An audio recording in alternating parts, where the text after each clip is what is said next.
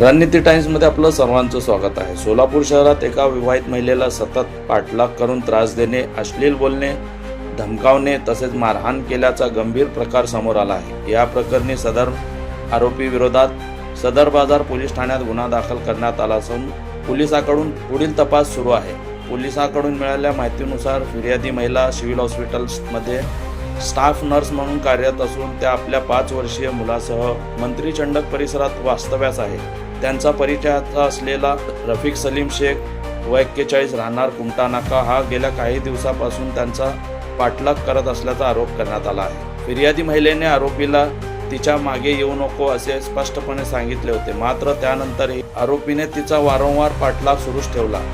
रात्री उशिरा शास्त्रीनगर पोलीस चौकीसमोर आरोपीने महिलेला अडवून मी तुझ्याशिवाय राहू शकत नाही, माझे तुझ्यावर प्रेम आहे असे म्हणत अश्लील बोलणे सुरू केल्याचे तक्रारीत नमूद करण्यात आले आहे। महिलेने स्पष्ट नकार दिल्यानंतरही आरोपी संतप्त झाला। त्यानंतर कुमटानाका परिसरात त्याने महिलेला अश्लील शिवीगाळ करत जीवे मारण्याची धमकी दिली, तसेच तिचा गळा दाबून चेहरा व डोळ्यावर मारहाण केल्याचा आरोप करण्यात आला आहे। एवढेच नव्हे तर तू माझ्या म्हणण्यानुसार वागली नाहीस तर मी स्वतःच्या जीवाचे बरे वाईट करून घेईन आणि तुझ्यावर खोटे आरोप करून नोकरी घालवीन अशी धमकी दिल्याचे फिर्यादीत नमूद करण्यात आले आहे। दरम्यान आरोपीचा मुलगा अमन रफिक शेख हाही घटनास्थळी आला। त्याने देखील ही महिलेला शिवीगाळ करून मारहाण केल्याचा आरोप आहे। या मारहाणीत महिला जखमी झाल्याने त्यांच्यावर सिव्हिल हॉस्पिटलमध्ये उपचार करण्यात आले आहे। या घटनेनंतर सदर बाजार पोलीस ठाण्यात रफिक सलीम शेख व अमन रफिक शेख यांच्या विरोधात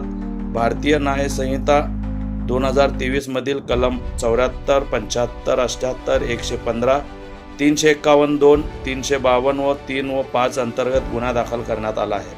विशेष म्हणजे संबंधित आरोपीविरुद्ध 10 नोव्हेंबर 2024 पासून विविध गुन्ह्यांची नोंद असल्याची माहिती समोर आली आहे। त्यामुळे अशा आरोपींना कायद्याची भीती राहिली आहे का असा प्रश्न उपस्थित होत असून त्यांच्यावर कठोर कारवाई करण्याची मागणी फिर्यादी महिलेने केली आहे। या प्रकरणाचा पुढील तपास सहाय्यक पोलीस निरीक्षक अनिल राजगुरू करीत आहेत। आपल्या शहरातील ताज्या घडामोडी पाहण्यासाठी रणनीती टाइम्सला सबस्क्राईब करा आणि बेल बटन प्रेस करा, लाईक आणि शेअर करा।